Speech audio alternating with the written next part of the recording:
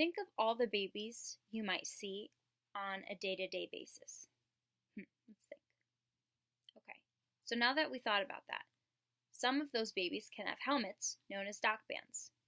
Now, according to Cranial Tech in 2017, most people who assume that babies wearing helmets are associated with seizure disorders are incorrect.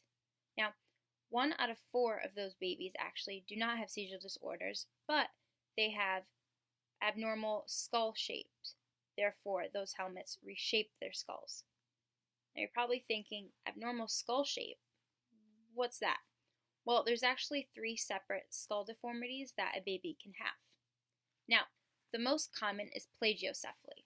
Here is what plagiocephaly looks like. Nice and clear for you. So you can see it's a little lopsided, it's not symmetrical. You can see some flattening, you can see right there. It's just very uneven, very easy to tell. Now, the second possibility is brachiocephaly. Here's what brachiocephaly looks like. Right here, major flattening to the back of the skull. Now, last but not least, very uncommon, but does happen sometimes, is scaphocephaly. See here, very long and narrow skull. Now, very easy to distinguish between the 3. So now that you have those pictures given to us by Cranial Tech, now we can understand what these children with skull deformities look like sometimes. So now with that image in mind, you're probably wondering, well, why do we have to worry about this? Why do we have to fix it? Well, let's think of such simple tasks that children can grow up to do later on. For example, helmets.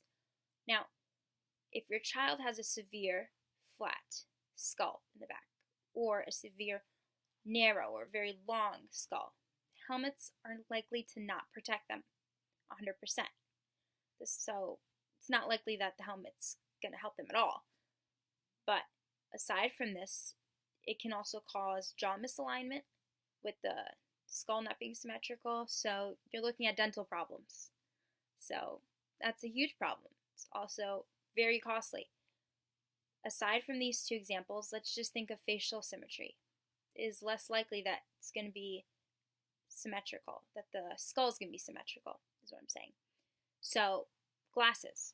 If your ears aren't parallel to one another, very difficult for fitting glasses. So, such simple tasks that we do daily, such simple aspects that we don't consider, all have an effect if we don't get these babies help that they need. Now, you're probably wondering, okay, well, how does this happen? What can I do to fix it? Well, first, let's think of how it happens. Now, it can happen in utero, so there's not much that we can do to correct this. So, in utero, it can either be due to having twins, therefore the baby's not having enough room to move, so it's likely that they're going to be stuck on one side of the head, therefore causing the pressure, and therefore causing that flatness that we discussed earlier. Now, aside from this, you can also just have a baby who doesn't like to move. They're just hanging around and in utero, and they're just like, yeah, I'm okay, I'm not going to move. And again, it's going to cause that pressure to one side of the head. So sometimes it's very important to try and get them to, but like I said, there's not much you can do. So that is just 2 specific ways on how a baby is born with it. Now, other ways that this is caused is by back sleeping. Now, obviously, when a child is born, they have to sleep on their backs because they can't move their necks yet. They don't have the strength. So back sleeping is vital. But when they get that mobility, it is important to kind of rotate them a little bit. Now, this is because back sleeping, you're going to cause that pressure to the back of the skull. So let's look at brachiocephaly one more time. If you sleep on the back for long periods in a day, you're going to cause this flattening. You're going to cause brachiocephaly, maybe even plagio. So that's very easy to understand because of that pressure, like I said.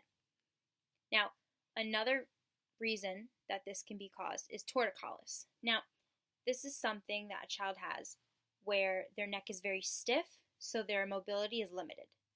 So that limited mobility, again, it's going to cause some pressure to either the back of the head or the side of the head.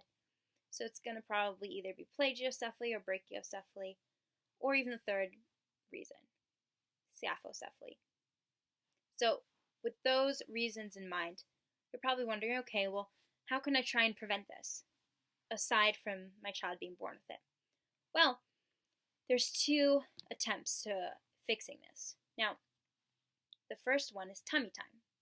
So if caught really early on, the doctors are most likely, according to Cranial Tech, most likely going to suggest tummy time first. So again, tummy time can be used to prevent this, but it can also be used to fix this.